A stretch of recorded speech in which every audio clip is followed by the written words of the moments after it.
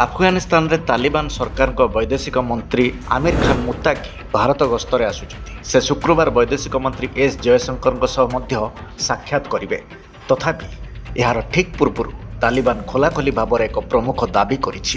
ଭାରତ ତାଲିବାନ ସରକାରଙ୍କୁ ଆନୁଷ୍ଠାନିକ ଭାବରେ ସ୍ୱୀକୃତି ଦେଉ। ମୁତ୍ତାକି ଗୁରୁବାର ନୂଆଦିଲ୍ଲୀରେ ପହଞ୍ଚିଛନ୍ତି।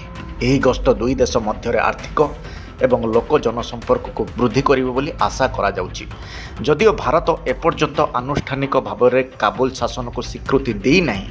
ଏକ ରିପୋର୍ଟ ଅନୁଯାୟୀ କାତାରରେ ତାଲିବାନର କୂଟନୈତିକ କାର୍ଯ୍ୟାଳୟର ମୁଖ୍ୟ ସୁହେଲ ଶାହିନ କହିଛନ୍ତି ଯେ ଏହା ପ୍ରଥମ ଉଚ୍ଚସ୍ତରୀୟ ଗସ୍ତ ଏବଂ ଏହାକୁ ଦୁଇ ଦେଶ ମଧ୍ୟରେ ଏକ ନୂତନ ପର୍ଯ୍ୟାୟର ଆରମ୍ଭ ଭାବରେ ଦେଖାଯିବା ଉଚିତ।